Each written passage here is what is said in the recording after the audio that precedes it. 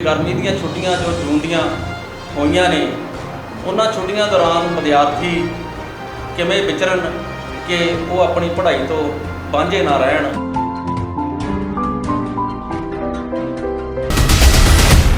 ਜਦੋਂ ਗਰਮੀ ਦੀਆਂ ਛੁੱਟੀਆਂ ਹੋ ਜਾਂਦੀਆਂ ਨੇ ਤਾਂ ਵਿਦਿਆਰਥੀਆਂ ਦਾ ਜਿਹੜਾ ਲਿੰਕ ਹੈ ਉਹ ਸਕੂਲ ਨਾਲੋਂ ਟੁੱਟ ਜਾਂਦਾ ਹੈ। ਵਿਦਿਆਰਥੀ ਦਾ ਕੰਮ ਰਾਤ ਨੂੰ ਸੌਣਾ ਹੀ ਹੈ, ਸਵੇਰੇ ਲੇਟ ਉੱਠਣਾ, ਰਾਤ ਨੂੰ ਦੇਰੀ ਨਾਲ ਸੌਣਾ, ਇਹ ਬਹੁਤ ਮਾੜੀਆਂ ਆਦਤਾਂ ਨੇ। ਉਹ ਤਾਂ ਇੱਕ ਦਿਨ ਦੀ ਛੁੱਟੀ ਤੇ ਹੀ ਖੁਸ਼ ਹੋ ਜਾਂਦੇ ਨੇ ਤੇ ਹੁਣ ਤਾਂ ਪੂਰੇ ਮਹੀਨੇ ਦੀਆਂ ਛੁੱਟੀਆਂ ਨੇ। ਟਾਈਮ ਟੇਬਲ ਬਹੁਤ ਜ਼ਰੂਰੀ ਹੈ ਤੇ ਇਸ ਦੇ ਲਈ ਉਹਨਾਂ ਨੂੰ ਸਵੇਰੇ ਪਹਿਲਾਂ ਤਾਂ ਸਾਜਰੇ ਉੱਠਣਾ ਪੈਣਾ। ਕੁੜੀਆਂ ਆਪਣੀ ਮਾਂ ਦੇ ਨਾਲ ਮਦਦ ਕਰਨ ਰਸੋਈ ਦੇ ਵਿੱਚ। ਵੀ ਵਿਦਿਆਰਥੀ ਲਈ ਪੜ੍ਹਾਈ ਦੇ ਨਾਲ ਨਾਲ ਖੇਡਾਂ ਵੀ ਜ਼ਰੂਰੀ ਨੇ। ਉਹ ਗੁਰੂ ਸਾਹਿਬਾਨ ਦੀ ਧਰਤੀ ਹੈ ਪੰਜਾਬ। ਮੋਬਾਈਲ ਫੋਨ ਬਿਲਕੁਲ ਹੀ ਨਾ ਉੱਥੇ ਦਿੱਤਾ ਜਾਵੇ ਉਹਨਾਂ ਨੂੰ। ਜੇ ਅਸੀਂ ਤਾਂ ਮੋਬਾਈਲ 'ਤੇ ਬੈਠੇ ਰਹਿੰਦੇ ਨੇ ਸਾਰਾ ਦਿਨ, ਉਹ ਆਪਸ ਵਿੱਚ ਗੱਲਾਂ ਵੀ ਨਹੀਂ ਕਰਦੇ। ਇੱਕ ਜਣਾ ਜਦੋਂ ਇਕੱਠੇ ਹੁੰਦੇ ਨੇ, ਇੱਕ ਜਣਾ ਕਿੱਧਰ ਨੂੰ ਬੈਠਾ, ਦੂਸਰਾ ਮੋਬਾਈਲ ਦੇਖ ਰਿਹਾ, ਦੂਸਰਾ ਦੂਜੇ ਪਾਸੇ ਨੂੰ, ਤੇ ਉਹਨਾਂ ਦੀ ਆਪਸ ਵਿੱਚ ਤਾਂ ਕੋਈ ਗੱਲਬਾਤ ਹੀ ਨਹੀਂ ਹੁੰਦੀ। ਤੇ ਫੋਨ ਉੱਥੇ ਬਿਲਕੁਲ ਨਾ ਦਿੱਤਾ ਜਾਵੇ। ਹਾਂ, ਪੜ੍ਹਾਈ ਨਾਲ ਜੋੜਿਆ ਜਾਵੇ।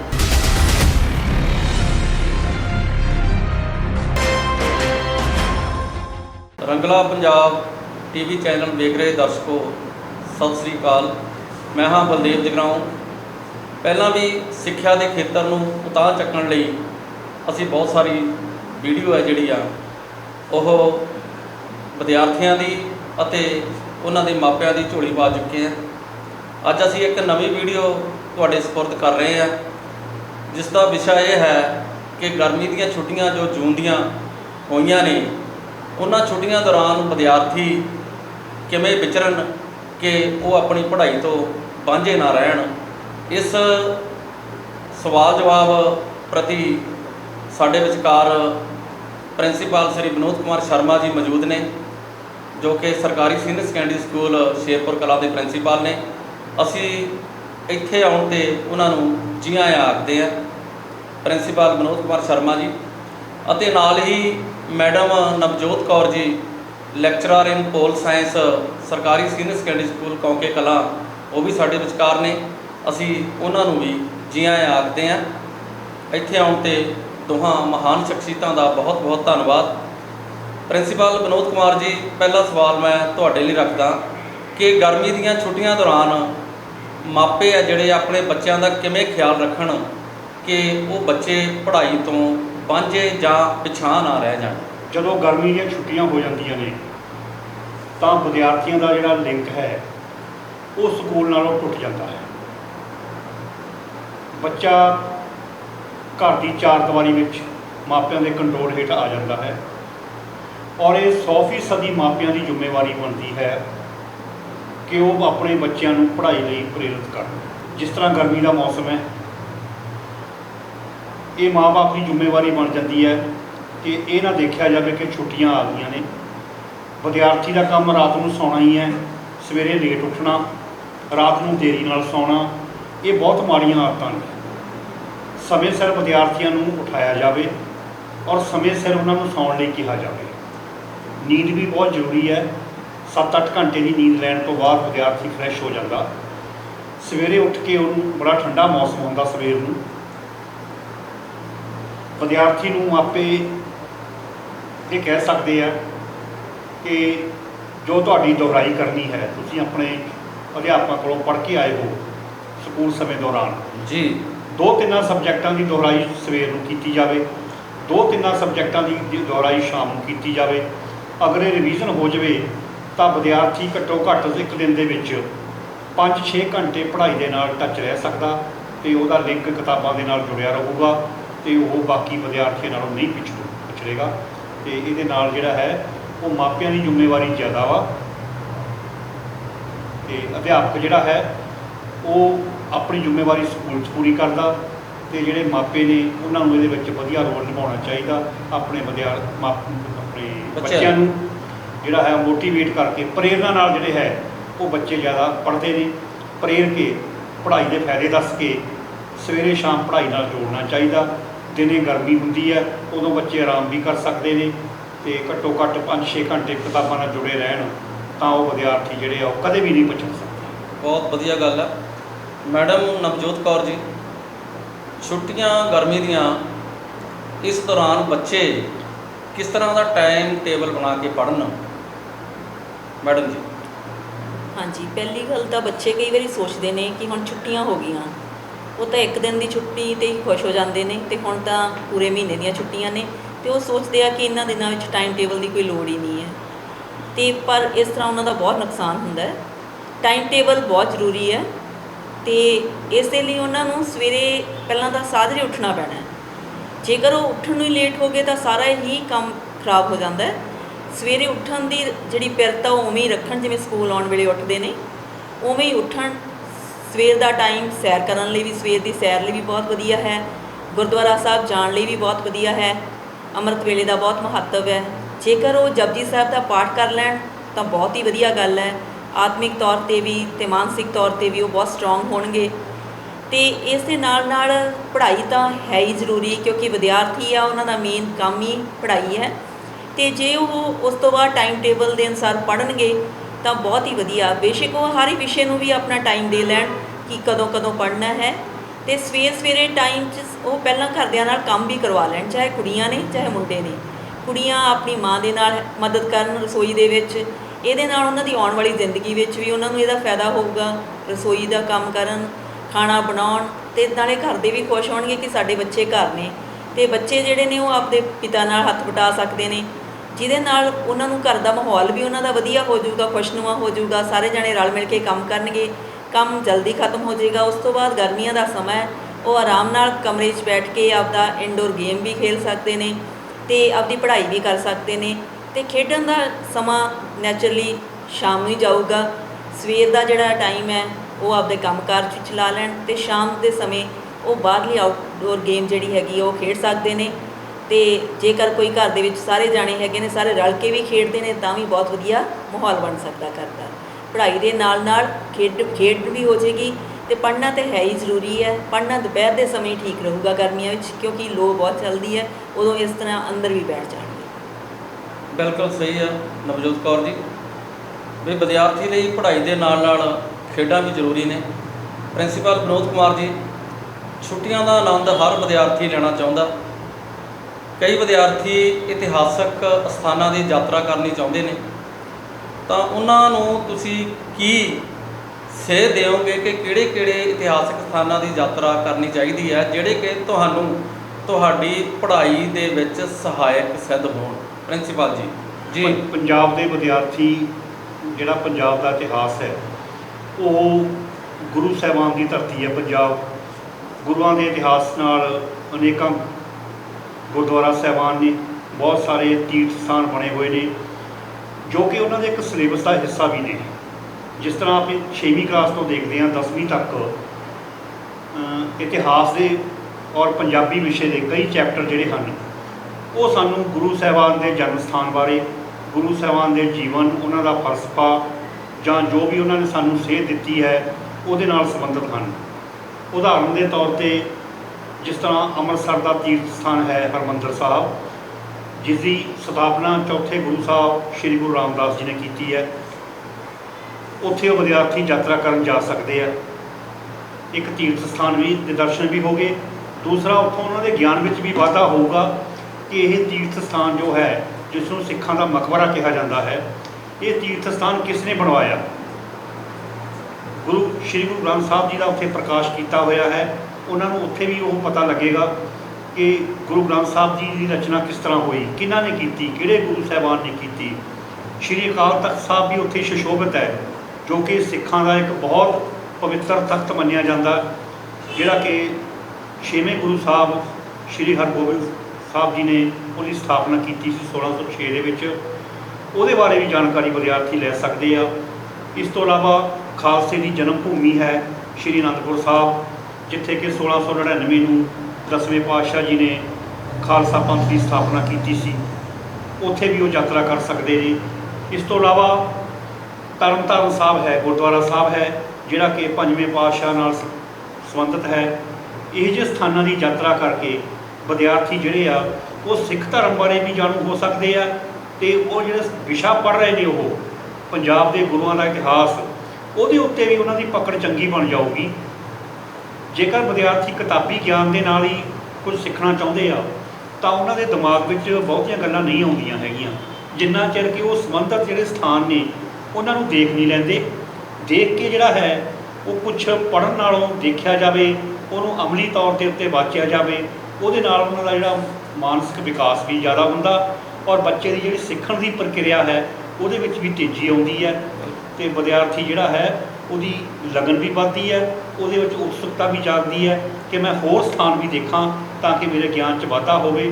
ਅਤੇ ਜਿਹੜੇ ਇਤਿਹਾਸਿਕ ਸਥਾਨ ਨੇ ਅਗਰ ਵਿਦਿਆਰਥੀ ਉਹਦੀ ਯਾਤਰਾ ਕਰੇ ਤਾਂ ਉਹ ਪੰਜਾਬ ਨਾਲ ਸੰਬੰਧਿਤ ਜਿਹੜੇ ਸਥਾਨ ਨੇ, ਗੁਰੂਆਂ ਨਾਲ ਸੰਬੰਧਿਤ ਨੇ, ਉਹ ਵਿਜ਼ਿਟ ਕਰੇ, ਜਿਹਦੇ ਨਾਲ ਉਹਦੇ ਗਿਆਨ 'ਚ ਵੀ ਵਾਧਾ ਹੋਊਗਾ ਅਤੇ ਪੜ੍ਹਾਈ ਦੇ ਵਿੱਚ ਵੀ ਬਹੁਤ, ਮੈਂ ਸੋਚਦਾ ਵੀ ਉਹਨੂੰ ਬਹੁਤ ਮਦਦ ਮਿਲੇਗੀ। ਬਹੁਤ ਬਹੁਤ ਵਧੀਆ ਜੀ। ਮੈਡਮ ਨਵਜੋਤ ਕੌਰ ਜੀ, ਅਸੀਂ ਜਾਣਦੇ ਹਾਂ ਕਿ ਵਿਦਿਆਰਥੀ ਅੱਜ ਦਾ ਉਹ ਮੋਬਾਈਲ ਦੇ ਨਾਲ ਪੂਰੀ ਤਰ੍ਹਾਂ ਜੁੜਿਆ ਹੋਇਆ, ਪਰ ਫਿਰ ਵੀ ਅੰਦਰੋਂ ਚਾਹਨਾ ਹੁੰਦੀ ਆ ਹਰ ਵਿਦਿਆਰਥੀ ਦੀ ਕਿ ਉਹ ਆਪਣੀਆਂ ਜਿਹੜੀਆਂ ਨਿੱਘੀਆਂ ਰਿਸ਼ਤੇਦਾਰੀਆਂ ਨੇ, ਨੇੜਲੀਆਂ ਰਿਸ਼ਤੇਦਾਰੀਆਂ ਨੇ, ਉੱਥੇ ਜਾਵੇ ਛੁੱਟੀਆਂ ਦੇ ਦੌਰਾਨ। ਮਾਮੀ ਹੋ ਗਈ, ਮਾਸੀ ਹੋ ਗਈ, ਭੂਆ ਹੋ ਗਈ, ਜਾਂ ਨਾਨਕੇ ਹੋ ਗਏ, ਜਾਂ ਕੋਈ ਹੋਰ ਰਿਸ਼ਤੇਦਾਰੀ ਹੋ ਗਈ, ਉਹ ਉੱਥੇ ਜਾਣ ਤਾਂ ਮਾਪਿਆਂ ਦਾ ਕੀ ਰੋਲ ਬਣਦਾ ਕਿ ਉਹਨਾਂ ਦੇ ਬੱਚੇ ਉੱਥੇ ਜਾ ਕੇ ਵੀ ਪੜ੍ਹਾਈ ਦੇ ਨਾਲ ਜੁੜੇ ਰਹਿਣ। ਇਹ ਤੁਸੀਂ ਬੱਚਿਆਂ ਨੂੰ ਅਤੇ ਮਾਪਿਆਂ ਨੂੰ ਸੇਧ ਦਿਓ। ਹਾਂਜੀ ਬਿਲਕੁਲ ਜੀ, ਬਹੁਤ ਵਧੀਆ ਪ੍ਰਸ਼ਨ ਹੈ। ਅਤੇ ਰਿਸ਼ਤੇਦਾਰੀਆਂ ਜੇ ਜਾਵਾਂਗੇ ਤਦੀ ਇੱਕ ਦੂਜੇ ਨਾਲ ਜਾਣ ਪਛਾਣ ਬਣਦੀ ਹੈ, ਜਾਣਾ ਜ਼ਰੂਰ ਚਾਹੀਦਾ ਹੈ। ਨਾਨਕੇ ਤਾਂ ਖਾਸ ਕਰਕੇ ਜਿਹੜੀ ਆਓ ਭਗਤ ਨਾਨਕੇ ਹੁੰਦੀ ਹੈ ਉਹ ਹੋਰ ਕਿਤੇ ਨਹੀਂ ਹੁੰਦੀ। ਅਤੇ ਜਦੋਂ ਨਾਨਕੇ ਜਾਈਦਾ ਸੀਗਾ ਅਤੇ ਉਦੋਂ ਵੀ ਪਤਾ ਲੱਗਦਾ ਸੀਗਾ ਕਿ ਸਾਰਿਆਂ ਨੂੰ ਆਲੇ ਦੁਆਲੇ ਸਾਰਿਆਂ ਨੇ ਕਹਿਣਾ ਕਿ ਇੱਕ ਤਾਂ ਸਭ ਤੋਂ ਵਧੀਆ ਗੱਲ ਉੱਥੇ ਇਹ ਸੀ, ਮਾਂ ਦੇ ਨਾਂ ਨਾਲ ਜਾਣਿਆ ਜਾਂਦਾ ਸੀ ਕਿ ਦੂਸਰਾ ਮੁੱਲਾਪੁਰ ਨਾਨਕੇ ਨੇ। ਉੱਥੇ ਜਦੋਂ ਜਾਈਦਾ ਸੀ ਅਤੇ ਕੋਈ ਕਹਿੰਦਾ ਸੀ ਕਿ ਪ੍ਰੀਤਮ ਦੀ ਦੂਸਰਾ ਕੁੜੀ ਆ, ਕੋਈ ਪ੍ਰੀਤੋ ਦੀ ਕੁੜੀ ਹੈ, ਅਤੇ ਹਾਲਾਂਕਿ ਆਪਦੇ ਪਿੰਡ ਕੋਈ ਨਹੀਂ ਸੀ ਜਾਣਦਾ ਕਿ ਉਹਦੀ ਕੁੜੀ ਆ, ਉੱਥੇ ਡੈਡੀ ਦੇ ਨਾਂ ਨਾਲ ਬੁਲਾਇਆ ਜਾਂਦਾ ਸੀ। ਅਤੇ ਇਹ ਇੱਕ ਬਹੁਤ ਹੀ ਗਹਿਰਾ ਰਿਸ਼ਤਾ ਹੈ। ਨਾਨਕੇ ਜਿੰਨੀ ਦੇ ਨਾਨਾ ਨਾਨੀ ਹੋਣ ਉਨੀ ਦੇਰ ਤਾਂ ਮੈਂ ਕਹਿੰਦੀ ਹਾਂ ਬਹੁਤ ਹੀ ਵਧੀਆ ਰਿਸ਼ਤਾ ਹੁੰਦਾ। ਖੈਰ ਮਾਮਾ ਮਾਮੀ ਨਾਲ ਵੀ ਹੁੰਦਾ। ਅਤੇ ਦੂਸਰਾ ਇੰਨੇ ਜ਼ਿਆਦਾ ਨਾਨਾ ਨਾਨੀ ਕਰਦੇ ਨੇ, ਉਹਨਾਂ ਆਪਣੇ ਪੋਤੇ ਪੋਤੀਆਂ ਦਾ ਨਹੀਂ ਕਰਦੇ ਜਿੰਨਾ ਆਪਣੇ ਦੋਤੇ ਦੋਤੀਆਂ ਦਾ ਕਰਦੇ ਨੇ। ਅਤੇ ਇੱਕ ਵਿਸ਼ੇਸ਼ ਉਹਨਾਂ ਨੂੰ ਦਿੱਤਾ ਜਾਂਦਾ, ਮਾਣ ਦਿੱਤਾ ਜਾਂਦਾ। ਅਤੇ ਉਹ ਕਹਾਵਤ ਯਾਦ ਆ ਗਈ, ਨਾਨਕੇ ਘਰ ਜਾਵਾਂਗੇ, ਦੁੱਧ ਮਲਾਈ ਖਾਵਾਂਗੇ, ਮੋਟੇ ਹੋ ਕੇ ਆਵਾਂਗੇ।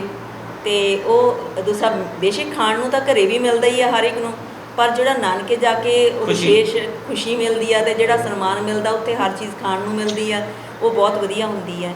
ਅਤੇ ਫਿਰ ਦੂਸਰਾ ਰਿਸ਼ਤਾ ਆਪਣਾ ਭੂਆ ਦਾ ਰਿਸ਼ਤਾ ਵੀ ਬਹੁਤ ਵਧੀਆ। ਆਪਾਂ ਇੱਕ ਕਹਾਣੀ ਵੀ ਪੰਜਾਬੀ ਦੀ ਪੜ੍ਹਦੇ ਹੁੰਦੇ ਹਾਂ ਕਿ ਉਹਦੇ ਵਿੱਚ ਭੂਆ ਭਤੀਜੇ ਨੂੰ ਖਵਾ ਕੇ ਆਹ ਵੀ ਖਾ ਲਾ, ਉਹ ਵੀ ਉਹ ਸਗੋਂ ਸੁੱਟਦਾ ਹੈ ਚੀਜ਼ਾਂ ਅਤੇ ਧੱਕੇ ਨਾਲ ਖਵਾਉਂਦੀ ਹੈ ਕਿਉਂਕਿ ਉਹ ਪਿਆਰ ਕਰਦੀ ਆ ਉਹਨੂੰ, ਅੰਦਰੋਂ ਦਾ ਮਨ ਹੈ ਕਿ ਮੈਂ ਕੀ ਖਵਾ ਦਾਂ ਇੱਕ ਦਿਨ 'ਚ ਹੀ ਉਸਨੂੰ। ਇਸ ਤਰ੍ਹਾਂ ਮਾਸੀ ਦਾ ਰਿਸ਼ਤਾ, ਮਾਂ ਦਾ ਮਤਲਬ ਹੀ ਮਾਂ ਜੈਸੀ ਹੈ ਅਤੇ ਮਾਂ ਵਰਗੀ, ਮਾਂ ਸਭ ਤੋਂ ਉੱਪਰ ਪਵਿੱਤਰ ਹੈ, ਅਤੇ ਫਿਰ ਮਾਂ ਵਰਗੀ ਜਿਹੜੀ ਹੈ ਉਹ। ਇਹਨਾਂ ਰਿਸ਼ਤਿਆਂ ਵਿੱਚ ਜਾਣਾ ਬਹੁਤ ਜ਼ਰੂਰੀ ਹੈ, ਬੱਚਿਆਂ ਨੂੰ ਜ਼ਰੂਰ ਭੇਜਣਾ ਚਾਹੀਦਾ ਹੈ। ਮਾਪੇ ਬੇਸ਼ੱਕ ਆਪ ਵੀ ਨਾਲ ਚਲੇ ਜਾਣ ਜਾਂ ਬੱਚਿਆਂ ਨੂੰ ਇਕੱਲਿਆਂ ਵੀ ਛੱਡ ਦੇਣ। ਅਤੇ ਸਗੋਂ ਜੇ 2-3 ਦੂਸਰਾ ਮਾਸੀਆਂ ਦੇ ਭੂਆ ਦੇ ਬੱਚੇ ਇਕੱਠੇ ਹੋਏ ਹੋਣਗੇ, ਉਹ ਆਪਸ ਵਿੱਚ ਬਹੁਤ ਕੁਝ ਸਿੱਖਦੇ ਨੇ ਅਤੇ ਕਿਤਾਬੀ ਗਿਆਨ ਤੋਂ ਬਾਹਰੋਂ ਵੀ ਸਿੱਖਦੇ ਨੇ ਉਹ ਇੱਕ ਦੂਜੇ ਤੋਂ। ਅਤੇ ਮੋਬਾਈਲ ਫੋਨ ਬਿਲਕੁਲ ਹੀ ਨਾ ਉੱਥੇ ਦਿੱਤਾ ਜਾਵੇ ਉਹਨਾਂ ਨੂੰ। ਜੇ ਤਾਂ ਮੋਬਾਈਲ 'ਤੇ ਬੈਠੇ ਰਹਿੰਦੇ ਨੇ ਸਾਰਾ ਦਿਨ, ਉਹ ਆਪਸ ਵਿੱਚ ਗੱਲਾਂ ਵੀ ਨਹੀਂ ਕਰਦੇ। ਇੱਕ ਜਣਾ ਜਦੋਂ ਇਕੱਠੇ ਹੁੰਦੇ ਨੇ, ਇੱਕ ਜਣਾ ਕਿੱਧਰ ਨੂੰ ਬੈਠਾ, ਦੂਸਰਾ ਮੋਬਾਈਲ ਦੇਖ ਰਿਹਾ, ਦੂਸਰਾ ਦੂਜੇ ਪਾਸੇ ਨੂੰ, ਅਤੇ ਉਹਨਾਂ ਦੀ ਆਪਸ ਵਿੱਚ ਤਾਂ ਕੋਈ ਗੱਲਬਾਤ ਹੀ ਨਹੀਂ ਹੁੰਦੀ। ਅਤੇ ਫੋਨ ਉੱਥੇ ਬਿਲਕੁਲ ਨਾ ਦਿੱਤਾ ਜਾਵੇ। ਹਾਂ, ਪੜ੍ਹਾਈ ਨਾਲ ਜੋੜਿਆ ਜਾਵੇ, ਪੜ੍ਹਾਈ ਨਾਲ ਉਹਨਾਂ ਨੂੰ ਕਿਤਾਬਾਂ ਥੋੜ੍ਹੀਆਂ ਜਿਹੀਆਂ ਉਹਨਾਂ ਨੂੰ ਨਾਲ ਜ਼ਰੂਰ ਦਿੱਤੀਆਂ ਜਾਣ ਕਿ ਇਹ ਥੋੜ੍ਹਾ ਬਹੁਤ ਪੜ੍ਹਦਾ ਰਹੀ, ਕਿਉਂਕਿ ਫਿਰ ਨਹੀਂ ਲਗਾਤਾਰ ਤਾਂ ਟੁੱਟ ਜਾਂਦੀ ਹੈ। ਕਿ ਥੋੜ੍ਹੀ ਪੜ੍ਹਾਈ ਜ਼ਰੂਰ ਕਰਨ, ਜਾਂ ਸਾਹਿਤ ਦੀਆਂ ਕਿਤਾਬਾਂ ਜਿਵੇਂ ਬੱਚਿਆਂ ਨੂੰ ਹੁਣ ਲਾਇਬ੍ਰੇਰੀ ਤੋਂ ਇਸ਼ੂ ਕੀਤੀਆਂ ਗਈਆਂ ਨੇ, ਉਹ ਬੱਚੇ ਲੈ ਕੇ ਜਾਣ, ਉਹ ਇੱਕ ਦੂਜੇ ਨੂੰ ਪੜ੍ਹ ਕੇ ਸੁਣਾਉਣ। ਇਹਦੇ ਨਾਲ ਸਾਰੇ ਇੱਕ ਦੂਜੇ ਨਾਲ ਸਾਹਿਤ ਨਾਲ ਵੀ ਜੁੜਨਗੇ। ਇਵੇਂ ਪੜ੍ਹਾਈ ਆ ਜਿਹੜੀ, ਜਿਸ ਬੱਚੇ ਨੂੰ ਜ਼ਿਆਦਾ ਆਉਂਦੀ ਹੈ ਉਹ ਦੂਜੇ ਨੂੰ ਪੜ੍ਹਾ ਵੀ ਸਕਦਾ। ਅਤੇ ਕਲਾਸ ਲਗਾ ਕੇ ਟੀਚਰ ਖੇਡਣਾ ਬੱਚਿਆਂ ਦੀ ਆਮ ਹੌਬੀ ਹੈ, ਉਸ ਤਰੀਕੇ ਨਾਲ ਵੀ ਉਹ ਖੇਡ ਸਕਦੇ ਨੇ। ਅਤੇ ਇਹ ਪੇਰੈਂਟਸ ਨੂੰ ਚਾਹੀਦਾ ਉਹਨਾਂ ਨੂੰ ਉਸ ਰਸਤੇ ਵੱਲ ਪਾ ਦੇਣ। ਜਦੋਂ ਉਸ ਰਸਤੇ ਵੱਲ ਪਾ ਦੇਣਗੇ ਤਾਂ ਬੱਚੇ ਬਹੁਤ ਵਧੀਆ ਤਰੀਕੇ ਨਾਲ ਇੱਕ ਦੂਜੇ ਨੂੰ ਪੜ੍ਹਾ ਸਕਦੇ। ਜਿਹੜਾ ਵੱਡਾ ਬੱਚਾ ਉਹਨਾਂ ਵਿੱਚੋਂ ਟੀਚਰ ਬਣ ਕੇ ਦੂਜਿਆਂ ਨੂੰ ਵਧੀਆ ਤਰੀਕੇ ਨਾਲ ਪੜ੍ਹਾ ਸਕਦਾ। ਬਹੁਤ ਵਧੀਆ ਤੁਹਾਡੇ ਟਿਪਸ ਨੇ। ਪ੍ਰਿੰਸੀਪਲ ਸਾਹਿਬ, ਵਿਦਿਆਰਥੀ ਪੜ੍ਹਾਈ ਤੋਂ ਇਲਾਵਾ ਹੋਰ ਕਿਹੜੀ ਗਤੀਵਿਧੀਆਂ 'ਚ ਹਿੱਸਾ ਲੈਣ ਕਿ ਉਹਨਾਂ ਦਾ ਸਰਬਪੱਖੀ ਵਿਕਾਸ ਹੋ ਸਕੇ? ਪ੍ਰਿੰਸੀਪਲ ਵਿਨੋਦ ਕੁਮਾਰ ਜੀ। ਸਰਦਾਰ ਬਲਦੇਵ ਸਿੰਘ ਜੀ, ਪੜ੍ਹਾਈ ਤਾਂ ਇੱਕ ਅਨਿੱਖੜਵਾਂ ਅੰਗ ਹੈ ਵਿਦਿਆਰਥੀ ਦਾ। ਇਸ ਤੋਂ ਇਲਾਵਾ ਉਹਦੇ ਸਰਬਪੱਖੀ ਵਿਕਾਸ ਦੇ ਲਈ ਉਹਦਾ ਸਰੀਰਕ ਅਤੇ ਮਾਨਸਿਕ ਵਿਕਾਸ ਬਹੁਤ ਜ਼ਰੂਰੀ ਹੈ। ਛੁੱਟੀਆਂ ਦੇ ਵਿੱਚ ਵਿਦਿਆਰਥੀ ਸਵੇਰ ਨੂੰ ਜਲਦੀ ਉੱਠਣ, 5-5:30 ਵਜੇ ਉੱਠ ਕੇ ਸਰੀਰਕ ਕਸਰਤ ਕਰ ਸਕਦੇ ਨੇ। ਉਹ ਆਪਣੇ ਸਰੀਰ ਨੂੰ ਵਧੀਆ ਹਲਕਾ ਫੁਲਕਾ ਬਣਾਉਣ ਦੇ ਲਈ, ਚੁਸਤ ਦਰੁਸਤ ਬਣਾਉਣ ਦੇ ਲਈ ਹਲਕੀਆਂ ਕਸਰਤਾਂ ਕਰ ਸਕਦੇ ਨੇ। ਕਈ ਵਾਰ ਆਪਣੇ ਘਰ ਦੇ ਵਿੱਚ ਜਾਂ ਘਰ ਦੇ ਨੇੜੇ ਤੇੜੇ ਕੋਈ ਨਾ ਕੋਈ ਜਿਮ ਹੁੰਦਾ, ਜਿਮ ਵਿੱਚ ਜਾ ਕੇ ਸਰੀਰਕ ਕਸਰਤ ਕਰ ਸਕਦੇ ਨੇ, ਜਿਸ ਨਾਲ ਉਹਨਾਂ ਦਾ ਸਰੀਰ ਵੀ ਰਿਸ਼ਟ ਪੁਸ਼ਟ ਰਹੂਗਾ ਅਤੇ ਤਰੋ ਤਾਜ਼ਾ ਵੀ ਰਹੂਗਾ ਅਤੇ ਕੋਈ ਬਿਮਾਰੀ ਵੀ ਨੇੜੇ ਨਹੀਂ ਆਊਗੀ। ਇਸ ਤੋਂ ਇਲਾਵਾ ਵਿਦਿਆਰਥੀ ਯੋਗਾ ਐਕਟੀਵਿਟੀਜ਼ ਜੇ ਕਰਨੀ ਆ, ਉਹ ਘਰੇ ਬਹਿ ਕੇ ਯੋਗਾ ਦਾ ਆਨੰਦ ਲੈ ਸਕਦੇ ਨੇ, ਯੋਗਾ ਦੀਆਂ ਵਧੀਆ ਗਤੀਵਿਧੀਆਂ ਕਰ ਸਕਦੇ ਨੇ ਅਤੇ ਦੂਜਿਆਂ ਨੂੰ ਵੀ ਸਿਖਾ ਸਕਦੇ ਨੇ। ਪਿੱਛੇ ਜੇ ਆਪਾਂ ਕਰੋਨਾ ਟਾਈਮ ਦੇ ਵਿੱਚ ਦੇਖਿਆ ਕਿ 2 ਸਾਲ ਆਪਾਂ 2020 ਅਤੇ 2021 ਬੜੀ ਜੋ ਆਪਣੀ ਕਰੋਨਾ ਦੀ ਤਰਾਸਦੀ ਦੇਖੀ ਆ, ਜਿਹਦੇ ਵਿੱਚ ਵਿਦਿਆਰਥੀ ਸਕੂਲਾਂ ਨਾਲੋਂ ਟੁੱਟ ਚੁੱਕੇ ਸੀਗੇ। ਘਰੇ ਉਹਨਾਂ ਨੇ ਜਿਹੜਾ ਆਪਣਾ ਟਾਈਮ ਪਾਸ ਕੀਤਾ, ਆਪਾਂ ਔਨਲਾਈਨ ਕਲਾਸਿਸ ਵੀ ਲਾਈਆਂ ਅਤੇ ਬਹੁਤ ਸਾਰੇ ਅਧਿਆਪਕ ਸਾਹਿਬਾਨ ਨੇ ਉਹਨਾਂ ਨੂੰ ਯੋਗਾ ਦੀਆਂ ਐਕਟੀਵਿਟੀਜ਼ ਜਿਹੜੀਆਂ ਨੇ ਔਨਲਾਈਨ ਕਰਵਾਈਆਂ। ਉਹਦੇ ਨਾਲ ਕੀ ਹੁੰਦਾ, ਸਰੀਰਕ ਵਿਕਾਸ ਵੀ ਹੁੰਦਾ, ਮਾਨਸਿਕ ਵਿਕਾਸ ਵੀ ਹੁੰਦਾ ਅਤੇ ਵਿਦਿਆਰਥੀ ਜਿਹੜਾ ਵਾ ਉਹ ਪੂਰੀ ਤਰ੍ਹਾਂ ਉਹਦੇ ਵਿੱਚ ਅਵੇਅਰਨੈਸ ਆਉਂਦੀ ਹੈ।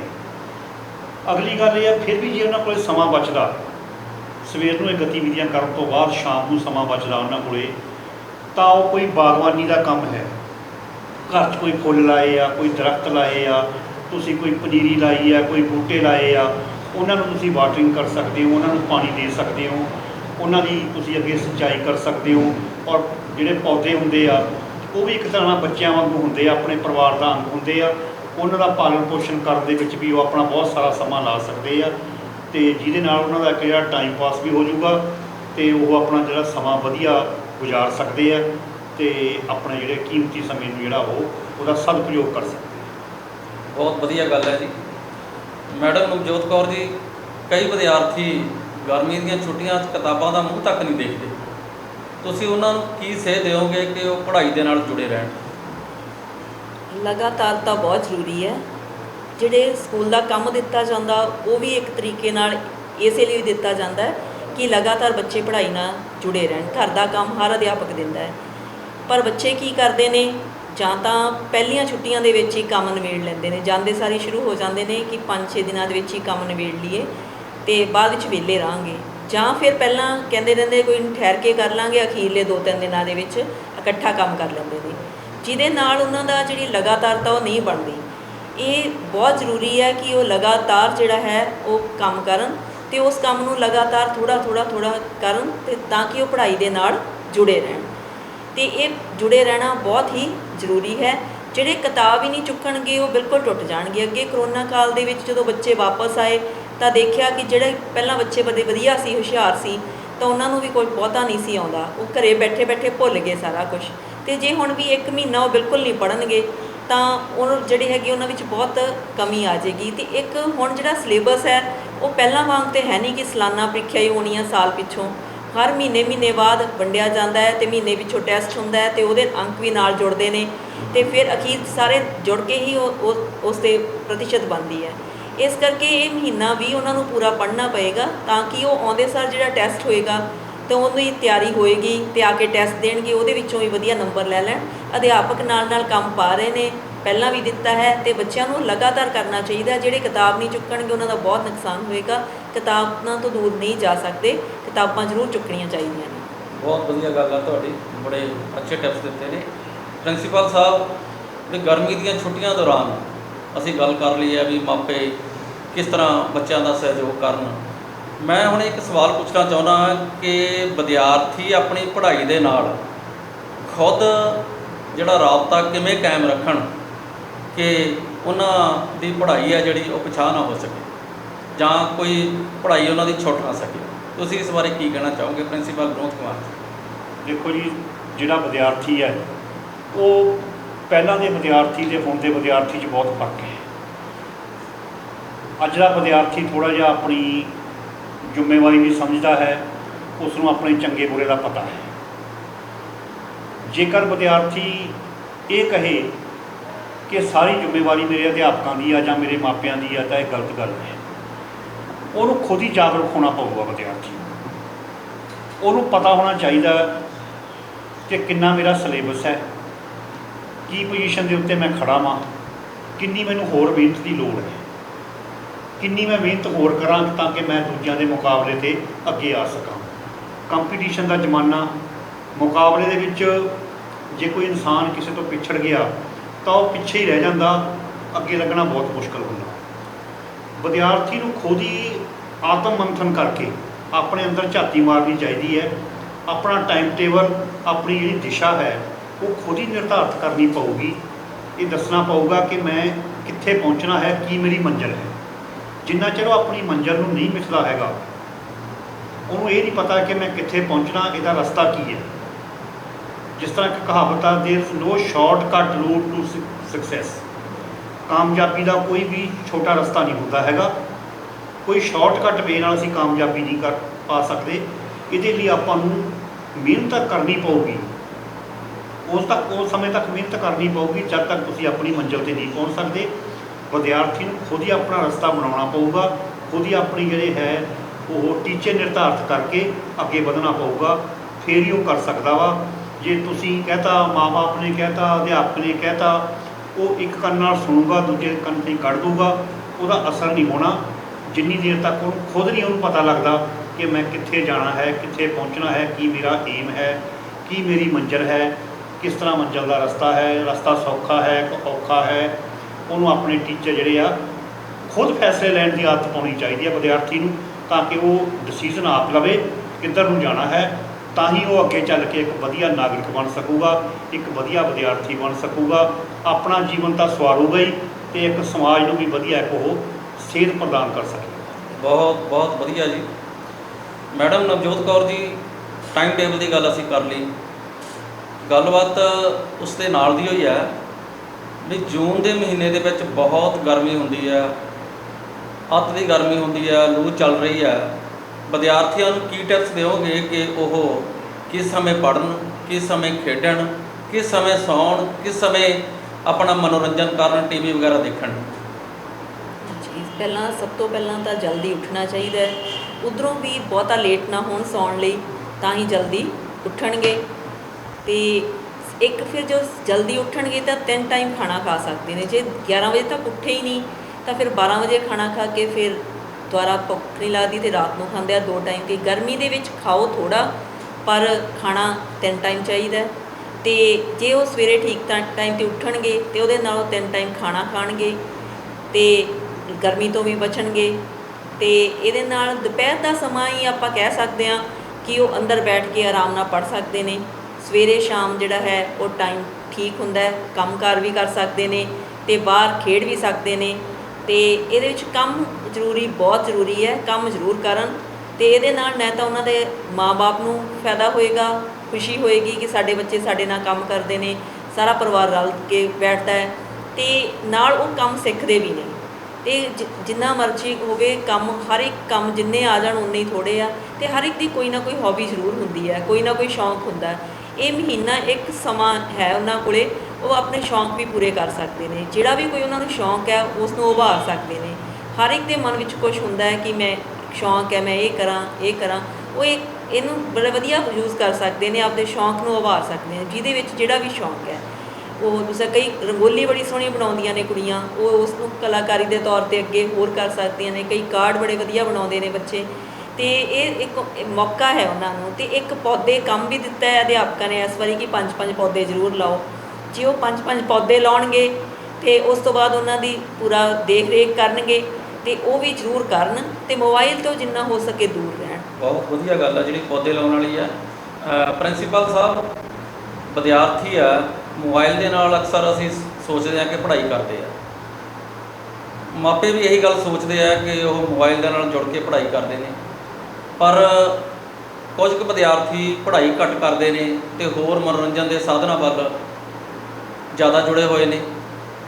ਕੱਲੀਆਂ ਜੇ ਸੋਚੀਏ ਤਾਂ ਗਰਮੀ ਦੀਆਂ ਛੁੱਟੀਆਂ ਦੌਰਾਨ ਮੋਬਾਈਲ ਦਾ ਖਹਿੜਾ ਛੱਡਿਆ ਜਾਵੇ ਜਾਂ ਛੁਡਾਇਆ ਜਾਵੇ ਤਾਂ ਤੁਸੀਂ ਵਿਦਿਆਰਥੀਆਂ ਨੂੰ ਜਾਂ ਉਹਨਾਂ ਦੇ ਮਾਪਿਆਂ ਨੂੰ ਕੀ ਟਿਪਸ ਦਿਓਗੇ? ਪ੍ਰਿੰਸੀਪਲ ਵਿਨੋਦ ਕੁਮਾਰ ਜੀ। ਸਰਦਾਰ ਬਲਦੇਵ ਸਿੰਘ ਜੀ, ਅੱਜ ਤੋਂ 3-4 ਸਾਲ ਪਹਿਲਾਂ ਦੀ ਆਪਾਂ ਗੱਲ ਕਰੀਏ ਤਾਂ ਪੰਜਾਬ ਦੇ ਸਿੱਖਿਆ ਵਿਭਾਗ ਨੇ ਵੀ ਸਕੂਲਾਂ ਵਿੱਚ ਮੋਬਾਈਲ ਦੇ ਉੱਤੇ ਪਾਬੰਦੀ ਲਾਈ ਸੀ ਕਿ ਕੋਈ ਵੀ ਵਿਦਿਆਰਥੀ ਜਿਹੜਾ ਹੈ ਆਪਣੀ ਕਲਾਸ ਦੇ ਵਿੱਚ ਜਾਂ ਸੰਸਥਾ ਵਿੱਚ ਮੋਬਾਈਲ ਲੈ ਕੇ ਨਹੀਂ ਜਾਊਗਾ।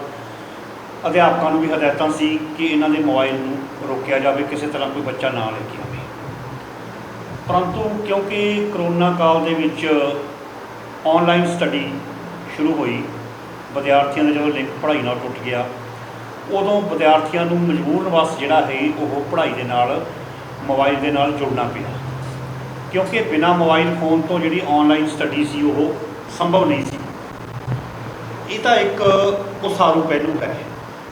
ਵਿਦਿਆਰਥੀਆਂ ਨੇ ਇਸ ਦੀ ਯੋਗ ਵਰਤੋਂ ਕੀਤੀ, ਚੰਗੇ ਪੱਖ ਤੋਂ ਸੋਚਿਆ ਜਾਵੇ, ਇਹਦਾ ਫਾਇਦਾ ਵੀ ਬਹੁਤ ਹੋਇਆ। ਵਿਦਿਆਰਥੀਆਂ ਜਿਹੜਾ ਸੀ ਉਹ ਲਿੰਕ ਅਧਿਆਪਕਾਂ ਦੇ ਨਾਲ ਬਣਿਆ ਰਿਹਾ। ਪਰੰਤੂ ਕੁਝ ਵਿਦਿਆਰਥੀ ਇਹੋ ਜਿਹੇ ਹੁੰਦੇ ਆ, ਸਾਰੇ ਨਹੀਂ, 50% ਕਹਿ ਲਓ ਵਿਦਿਆਰਥੀ ਜਿਹੜੇ ਕਿ ਇਹਦਾ ਨਜਾਇਜ਼ ਫਾਇਦਾ ਉਠਾਉਂਦੇ ਆ। ਕੋਈ ਵੀਡੀਓ ਚੈਟ ਕਰਦੇ ਆ, ਕੋਈ ਅਲੱਗ-ਅਲੱਗ ਪਿਕਚਰਾਂ ਦੇਖਦੇ ਆ, ਕੋਈ ਕੁਛ ਕਰਦੇ ਆ। ਪੜ੍ਹਾਈ ਤੋਂ ਇਲਾਵਾ ਜਿਹੜੀ ਕਿ ਉਹਨਾਂ ਦੇ ਜਿਹੜੀ ਚੀਜ਼ ਉਹਨਾਂ ਦੇ ਸਮਝ ਤੋਂ ਬਾਹਰ ਹੈ ਜਾਂ ਜਿਹੜੀ ਚੀਜ਼ ਉਹਨਾਂ ਦੇ ਉੱਤੇ ਬੈਨ ਆ ਨਹੀਂ ਦਿਖਣੀ ਚਾਹੀਦੀ, ਉਹਦੇ ਲਈ ਉਹਦੀ ਵਰਤੋਂ ਕਰਦੇ ਆ। ਸਮੇਂ ਦਾ ਵੀ ਜਿਹੜਾ ਹੈ ਦੁਰਉਪਯੋਗ ਕਰਦੇ ਆ ਅਤੇ ਉਹਨਾਂ ਦੀਆਂ ਜਿਹੜੀਆਂ ਆਦਤਾਂ ਨੇ ਉਹ ਵੀ ਵਿਗੜਦੀਆਂ ਨੇ। ਇਹਦੇ ਵਿੱਚ ਹੁਣ ਮਾਪਿਆਂ ਦਾ ਰੋਲ ਬਹੁਤ ਵੱਧ ਜਾਂਦਾ। ਦੇਖੋ, ਮਾਪਿਆਂ ਨੂੰ ਗਾਹੇ ਵਗਾਹੇ ਨਿਗਾਹ ਰੱਖਣੀ ਚਾਹੀਦੀ ਹੈ ਬੱਚਿਆਂ 'ਤੇ। ਉਹ ਚਾਹੇ ਲੜਕਾ ਹੈ ਚਾਹੇ ਲੜਕੀ ਹੈ, ਅਗਰ ਕਿਸੇ ਕੰਮ ਲਈ ਮੋਬਾਈਲ 'ਤੇ ਬੈਠਾ ਹੈ ਫਿਰ ਤਾਂ ਠੀਕ ਹੈ, ਨਹੀਂ ਤਾਂ ਉਹ ਤੋਂ ਜਿਹੜਾ ਮੋਬਾਈਲ ਫੋਨ ਹੈ ਲੈ ਲੈਣਾ ਚਾਹੀਦਾ। ਲੈ ਕੇ ਆਪਣੇ ਮਾਪੇ ਜਿਹੜੇ ਆਪਣੀ ਕਸਟਡੀ ਵਿੱਚ ਉਹਨੂੰ ਰੱਖਣ ਕਿ ਤੇਰਾ ਕੰਮ ਪੜ੍ਹਨਾ ਵਾ, ਤੂੰ ਆਪਣੀ ਪੜ੍ਹਾਈ ਕਰ, ਜਦੋਂ ਵਿਹਲਾ ਹੋ ਗਿਆ, ਜਦੋਂ ਕਿਸੇ ਨੂੰ ਫੋਨ ਕਾਲ ਕਰਨੀ ਹੈ ਉਦੋਂ ਤੈਨੂੰ ਮੋਬਾਈਲ ਮਿਲ ਜਾਊਗਾ। ਜੇ ਕਹੀਏ ਵੀ ਆਪਣੇ ਛੋਟੇ ਬੱਚੇ ਇੱਦਾਂ ਕਰਦੇ ਆ ਜਾਂ ਵੱਡੇ ਬੱਚੇ ਸਮਝਦਾਰ ਹੁੰਦੇ ਆ, ਇਹਦੇ ਵਿੱਚ ਕੋਈ ਫਰਕ ਨਹੀਂ ਹੈ। ਵੱਡੇ ਬੱਚੇ ਵੀ ਕਈ ਵਾਰੀ ਦੁਰਵਰਤੋਂ ਜਿਹੜੀ ਕਰਦੇ ਆ। ਕਈ ਦਫਾ ਛੋਟੇ ਬੱਚੇ ਹੁੰਦੇ ਆ, ਉਹ ਇੰਨੇ ਸਿਆਣੇ ਹੁੰਦੇ ਆ, ਉਹਨਾਂ ਨੂੰ ਇਹਨਾਂ ਗੱਲਾਂ ਦਾ ਨਹੀਂ ਪਤਾ ਹੈਗਾ। ਉਹਨਾਂ ਨੂੰ ਵੀ ਬੜੀ ਢੰਗ ਨਾਲ ਮਾਪੇ ਮੋਟੀਵੇਟ ਕਰ ਸਕਦੇ ਆ। ਅਤੇ ਓਵਰਆਲ ਮੈਂ ਇਹ ਕਹੂੰਗਾ ਕਿ ਮਾਪਿਆਂ ਨੂੰ ਜਿਹੜੀ ਵਿਦਿਆਰਥੀਆਂ ਦੇ ਜੇਬਾਂ ਦੀ ਵੀ ਤਲਾਸ਼ੀ ਲੈਣੀ ਚਾਹੀਦੀ ਹੈ। ਉਹ ਦੇਖਣਾ ਚਾਹੀਦਾ ਕਿ ਮੇਰੇ ਬੱਚਾ ਕੀ ਕਰ ਰਿਹਾ, ਕਿਹੜਾ ਫੋਨ ਆ। ਅਤੇ ਵਧੀਆ ਗੱਲ ਤਾਂ ਇਹ ਹੋਊਗੀ ਕਿ ਜੇ ਮਾਪੇ ਜਿਹੜਾ ਹੈ ਮਹਿੰਗਾ ਕੀਮਤੀ ਫੋਨ ਜਿਹੜਾ ਨੈੱਟ ਵਾਲਾ ਹੋਊਗਾ ਉਹ ਵਿਦਿਆਰਥੀ ਨੂੰ ਨਾ ਹੀ ਲੈ ਕੇ ਦੇਣ, ਜਿਹੜਾ ਕਿ ਉਹਨਾਂ ਦੀ ਪਹੁੰਚ ਤੋਂ ਬਾਹਰ ਹੋਵੇ। ਇਹਦੇ ਨਾਲ ਆਰਥਿਕ ਤੌਰ 'ਤੇ ਵੀ ਉਹਨਾਂ ਦੀ ਬੱਚਤ ਹੋਊਗੀ, ਆਪਣੇ ਬੱਚੇ ਦੀ ਨਿਗਾਹ ਵੀ ਰੱਖਣਗੇ ਉਹ, ਅਤੇ ਗਾਹੇ ਵਗਾਹੇ ਜਿਹੜਾ ਬੱਚਾ ਹੈ ਉਹ ਆਪਣੇ ਜਿਹੜੇ ਨੁਕਸਾਨ ਤੋਂ ਵੀ ਬਚੂਗਾ ਅਤੇ ਉਹਨੂੰ ਇੱਕ ਵਧੀਆ ਸੇਧ ਇਹ ਮਾਪੇ ਦੇ ਸਕਦੇ ਆ। ਕਿਉਂਕਿ ਅਧਿਆਪਕਾਂ ਦਾ ਛੁੱਟੀਆਂ ਦੇ ਵਿੱਚ ਵਿਦਿਆਰਥੀ ਨਾਲ ਕੋਈ ਸਿੱਧਾ ਵਾਹ ਨਹੀਂ ਹੁੰਦਾ। ਇਹ ਡਿਊਟੀ ਮਾਪਿਆਂ ਦੀ ਬਣ ਜਾਂਦੀ ਹੈ ਕਿ ਉਹ ਆਪਣੇ ਬੱਚਿਆਂ ਨੂੰ ਕਿਸ ਤਰ੍ਹਾਂ ਉਹਨਾਂ ਨੇ ਮੋਲਡ ਕਰਨਾ ਅਤੇ ਉਹ ਵਧੀਆ ਢੰਗ ਨਾਲ ਉਹਨੂੰ ਹੈਂਡਲ ਕਰ ਸਕਦੇ। ਬਹੁਤ ਵਧੀਆ ਗੱਲ ਹੈ। ਮੈਡਮ ਨਵਜੋਤ ਕੌਰ ਜੀ, ਵਿਦਿਆਰਥੀ ਹੈ ਜੋ ਗਰਮੀ ਦੀਆਂ ਛੁੱਟੀਆਂ ਦੇ ਵਿੱਚ ਅਕਸਰ ਉਹਨਾਂ ਦੇ ਦੋਸਤ ਵੱਧ ਜਾਂਦੇ ਨੇ। ਆਲਾ ਦੁਆਲਾ ਵੇਖਿਆ ਪਰਖਿਆ ਤਾਂ ਇਹ ਪਾਇਆ ਗਿਆ ਕਿ ਦੋਸਤੀ ਆ ਜਿਹੜੀ ਉਹ 10% ਬੱਚਿਆਂ ਦੀ ਵੱਧ ਜਾਂਦੀ ਹੈ। ਉਸ ਦੋਸਤੀ ਦੀ ਆੜ ਦੇ ਹੇਠਾਂ ਕਈ ਵਿਦਿਆਰਥੀ ਆ ਜਿਹੜੇ ਉਹ ਨਸ਼ੇ ਵੱਲ ਚਲੇ ਜਾਂਦੇ ਆ, ਖਾਸ ਕਰਕੇ ਛੁੱਟੀਆਂ ਦੇ ਵਿੱਚ। ਤਾਂ ਤੁਸੀਂ ਮਾਪਿਆਂ ਨੂੰ ਕੀ ਸੇਧ ਦਿਓਗੇ ਕਿ ਉਹਨਾਂ ਦੇ ਜਿਹੜੇ ਬੱਚੇ ਆ ਉਹ ਨਸ਼ੇ ਵੱਲ ਨਾ ਜਾਣ? ਮੈਡਮ ਨਵਜੋਤ ਕੌਰ ਜੀ, ਬਹੁਤ ਵਧੀਆ ਸਵਾਲ ਹੈ। ਅੱਜ ਕੱਲ੍ਹ ਪੰਜਾਬ ਦੇ ਵਿੱਚ ਮੇਨ ਪ੍ਰੋਬਲਮ ਹੀ ਇਹੀ ਹੈ ਕਿ ਬੱਚੇ ਜਿਹੜੇ ਹੈਗੇ ਨੇ ਉਹ ਕਾਫੀ ਜਿਹੜੇ ਹੈ ਉਹ ਨਸ਼ਿਆਂ ਵੱਲ ਜਾ ਰਹੇ ਨੇ। ਅਤੇ ਇਹ ਜਦੋਂ ਸ਼ਾਮ ਦੇ ਸਮੇਂ ਖੇਡਣ ਲਈ ਜਾਂਦੇ ਨੇ, ਕਈ ਵਾਰੀ ਉੱਥੇ ਦੋਸਤ ਮਿਲਦੇ ਨੇ, ਉਹਨਾਂ ਨੂੰ ਦੋਸਤ ਗੱਲਾਂ ਵਿੱਚ ਲਾ ਕੇ ਪਹਿਲਾਂ ਫ੍ਰੀ ਦੇ ਵਿੱਚ ਹੀ ਉਹਨਾਂ ਨੂੰ ਥੋੜ੍ਹਾ ਟੇਸਟ ਕਰਵਾ ਦਿੰਦੇ ਨੇ ਕਿ ਦੇਖ ਕੁਛ ਨਹੀਂ ਹੁੰਦਾ। ਉਹ ਲੈਣਾ ਵੀ ਨਹੀਂ ਚਾਹੁੰਦਾ ਹੁੰਦਾ ਕਈ ਵਾਰੀ ਉਹ ਨਸ਼ਾ, ਪਰ ਉਹ ਕਹਿੰਦੇ ਨੇ ਕਿ ਨਹੀਂ ਥੋੜ੍ਹਾ ਜਿਹਾ ਟੇਸਟ ਕਰਕੇ ਦੇਖ ਕਿੰਨਾ ਵਧੀਆ। ਤਾਂ ਹੌਲੀ ਹੌਲੀ ਉਹ ਕਾਫੀ ਦਿਨ ਜਦੋਂ ਉਹਨੂੰ ਖਵਾ ਦਿੰਦੇ ਨੇ, ਹੌਲੀ ਹੌਲੀ ਉਹ ਬੱਚਾ ਉਹ ਨਸ਼ੇ ਦਾ ਆਦੀ ਹੋ ਜਾਂਦਾ ਹੈ। ਫਿਰ ਉਹ ਘਰੋਂ ਪੈਸੇ ਚੋਰੀ ਕਰਕੇ ਵੀ ਲੈ ਕੇ ਆਉਂਦਾ ਹੈ, ਹੋਰ ਵੀ ਕਈ ਫਿਰ ਲੁੱਟਾਂ ਖੋਹਾਂ ਕਰਕੇ ਵੀ ਲੈ ਕੇ ਆਉਂਦਾ ਹੈ, ਅਤੇ ਉਹ ਅੱਗੋਂ ਉਹਨਾਂ ਦਾ ਕਈ ਘਰ ਵੀ ਉੱਜੜ ਜਾਂਦੇ ਨੇ ਇਸ ਤਰੀਕੇ ਨਾਲ। ਇਹਦੇ ਲਈ ਮਾਪਿਆਂ ਨੂੰ ਬਹੁਤ ਧਿਆਨ ਰੱਖਣਾ ਚਾਹੀਦਾ ਹੈ। ਉਹ ਬੱਚਿਆਂ ਦੇ ਦੋਸਤਾਂ ਦੇ ਘਰਾਂ ਵਿੱਚ ਵੀ ਜਾਣ, ਦੇਖਣ ਕਿ ਕਿਸ ਤਰ੍ਹਾਂ ਦੇ ਬੱਚਿਆਂ ਨਾਲ ਉਸਦੀ ਦੋਸਤੀ ਹੈ ਅਤੇ ਬੱਚਾ ਕੀ ਕਰ ਰਹੇ ਨੇ। ਅਤੇ ਜੇਕਰ ਬੱਚਿਆਂ ਵੱਲੋਂ ਆਪਾਂ ਅਵੇਸਲੇ ਹੋ ਜਾਵਾਂਗੇ, ਸਾਰਾ ਕੁਛ ਕਮਾਈ ਤਾਂ ਬੱਚਿਆਂ ਲਈ ਕਰ ਰਹੇ ਹਾਂ, ਤੇ ਬੱਚਿਆਂ ਵੱਲੋਂ ਹੀ ਅਵੇਸਲੇ ਹੋ ਗਏ ਤੇ ਬੱਚੇ ਹੀ ਹੱਥੋਂ ਨਿਕਲ ਗਏ ਤਾਂ ਫਿਰ ਕਮਾਈ ਦਾ ਵੀ ਕੋਈ ਫਾਇਦਾ ਨਹੀਂ। ਕਮਾਈ ਵੀ ਕਰਨੀ ਹੈ ਪਰ ਵਿੱਚੋਂ ਥੋੜ੍ਹਾ ਸਮਾਂ ਕੱਢ ਕੇ ਉਹ ਬੱਚਿਆਂ ਵੱਲ ਵੀ ਜ਼ਰੂਰ ਧਿਆਨ ਦੇਣ ਕਿ ਉਹਨਾਂ ਦੇ ਦੋਸਤ ਕਿਹੋ ਜਿਹੇ ਨੇ, ਕਿਹੋ ਜਿਹੀਆਂ ਗੱਲਾਂ ਕਰਦੇ ਨੇ, ਉਹ ਉਹਨਾਂ ਦੀਆਂ ਗੱਲਾਂ ਚੋਰੀ ਛਿੱਪੇ ਵੀ ਸੁਣ ਸਕਦੇ ਨੇ ਵੀ ਉਹ ਕੀ ਗੱਲਾਂ ਕਰਦੇ ਨੇ ਇੱਕ ਦੂਜੇ ਦੇ ਨਾਲ, ਤੇ ਕਿਸ ਤਰ੍ਹਾਂ ਦਾ ਜੇ ਬਿਹੇਵੀਅਰ ਵੱਲ ਧਿਆਨ ਦੇਣ ਤਾਂ ਬਿਹੇਵੀਅਰ ਤੋਂ ਵੀ ਪਤਾ ਲੱਗ ਸਕਦਾ ਕਿ ਬੱਚਾ ਨਸ਼ਿਆਂ ਵੱਲ ਜਾ ਰਿਹਾ ਹੈ ਜਾਂ ਘਰਦਿਆਂ ਤੋਂ ਦੂਰ ਹੋ ਰਿਹਾ ਹੈ। ਅਤੇ ਜਿਹੜੇ ਬੱਚਾ ਨਸ਼ਾ ਕਰੇਗਾ ਉਹ ਘਰਦਿਆਂ ਤੋਂ ਦੂਰ ਹੋਊਗਾ, ਲੁਕੂਗਾ, ਨਹੀਂ ਤਾਂ ਉਹ ਘਰਦਿਆਂ ਦੇ ਵਿੱਚ ਵਿਚਰੂਗਾ। ਇਹ ਵੀ ਇੱਕ ਹੈ ਅਤੇ ਬੱਚਿਆਂ 'ਤੇ ਨਜ਼ਰ ਹੀ ਰੱਖੀ ਜਾ ਸਕਦੀ ਹੈ, ਤਾਂ ਹੀ ਬੱਚਿਆਂ ਨੂੰ ਨਸ਼ਿਆਂ ਤੋਂ ਬਚਾਇਆ ਜਾ ਸਕਦਾ ਹੈ। ਦੋਸਤੀ ਤਾਂ ਉਹਨਾਂ ਨੇ ਇਸ ਉਮਰ ਵਿੱਚ ਕਰਨੀ ਹੀ ਹੈ। ਰਾਤ ਨੂੰ ਸੌਣ ਲੱਗਿਆਂ ਉਹਨਾਂ ਦੇ ਕੱਪੜੇ ਵੀ ਚੈੱਕ ਕਰਨੇ ਚਾਹੀਦੇ ਆ। ਬਿਲਕੁਲ। ਉਹਨਾਂ ਦੀ ਪੈਂਟ, ਉਹਨਾਂ ਦਾ ਬਟੂਆ, ਹਾਂਜੀ। ਕੋਈ ਨਸ਼ਾ ਤਾਂ ਨਹੀਂ ਲੈ ਕੇ ਆ ਰਿਹਾ ਸਾਡਾ ਬੱਚਾ ਬਾਹਰੋਂ। ਹਾਂਜੀ ਹਾਂਜੀ। ਬਹੁਤ ਵਧੀਆ ਹੁਣ ਤਾਂ ਗੱਲਬਾਤ। ਕਈ ਤਰੀਕੇ ਹੈਗੇ ਆ ਕਿ ਚੈਟ ਵੀ ਆਪਾਂ ਚੈੱਕ ਕਰ ਸਕਦੇ ਹਾਂ ਬੱਚਿਆਂ ਦੀ ਵੀ ਕੀ ਗੱਲਾਂ ਕੀਤੀਆਂ ਉਹਨਾਂ ਨੇ, ਕੋਈ ਨਾ ਕੋਈ ਇਸ ਤਰੀਕੇ ਮਾਪਿਆਂ ਨਾਲ ਨੂੰ ਵੀ ਜਿਹੜਾ ਰੱਖਣਾ ਹੈਗਾ ਨਾ ਚਾਹੀਦਾ। ਬੱਚਿਆਂ ਦੇ ਨਾਲ ਇੰਟੀਮੇਸੀ ਰੱਖਣੀ ਪਊਗੀ। ਬਿਲਕੁਲ। ਬੱਚਿਆਂ ਦੇ ਵਿੱਚ ਵੜ ਕੇ ਉਹਨਾਂ ਦੀ ਜਿਹੜੀ ਪ੍ਰਵਿਰਤੀ ਹੈ ਉਹਨੂੰ ਦੇਖ ਸਕਦੇ ਆ ਵੀ ਸਾਡਾ ਬੱਚਾ ਕਿੱਧਰ ਨੂੰ ਜਾ ਰਿਹਾ ਵਾ, ਕੀ ਹੈ। ਉਹਦੇ ਲਈ ਬੱਚੇ ਨਾਲ ਬੱਚਾ ਬਣਨਾ ਪਊ। ਬਿਲਕੁਲ, ਦੋਸਤੀ ਕਰਨੀ ਦੋਸਤੀ ਪਊਗੀ। ਕਰਨੀ ਪਊ। ਹਾਂਜੀ, ਉਹੀ ਕਹਿੰਦੇ ਆ ਨਾ ਕਿ ਵੀ ਦੋਸਤੀ ਜੋ ਪਹਿਲਾਂ ਦੱਸਿਆ ਪੀਤੇ ਵਾਂਗ ਫਿਰ ਜੋ ਦੋਸਤੀ ਦਾ ਨਾਤਾ ਹੋਊਗਾ ਤਾਂ ਦੋਸਤੀ ਹੋਣ ਦੇ ਵਧੀਆ ਨਾਤੇ ਢੰਗ ਫਿਰ ਨਾਲ ਆਪਾਂ ਦੱਸਣਗੇ ਨੂੰ ਸੁਧਾਰ ਸਕਦੇ ਆ ਬੱਚੇ ਨੂੰ। ਹਾਂਜੀ। ਛੱਡ ਕੇ ਡਾਂਟਿਆ ਜਾਵੇ, ਮਾਰਿਆ ਕੁੱਟਿਆ ਜਾਵੇ, ਇਹਦੇ ਨਾਲ ਕੋਈ ਸਮੱਸਿਆ ਨਹੀਂ ਹੱਲ ਹੁੰਦੀ। ਹਾਂਜੀ, ਫਿਰ ਤਾਂ ਹੋਰ ਵੀ ਢੀਠ ਹੋ ਜਾਂਦੇ ਆ ਢੀਠ ਹੋ ਬੱਚੇ। ਜਾਂਦੇ ਨੇ ਬੱਚੇ। ਸਮੇਂ ਦੀ ਨਜ਼ਾਕਤ ਨੂੰ ਸਮਝਦਿਆਂ ਹੋਇਆਂ ਆਈਆਂ ਹੋਈਆਂ ਮਹਾਨ ਸ਼ਖਸੀਅਤਾਂ ਦਾ ਅਸੀਂ ਬਹੁਤ ਬਹੁਤ ਧੰਨਵਾਦ ਕਰਦੇ ਹਾਂ।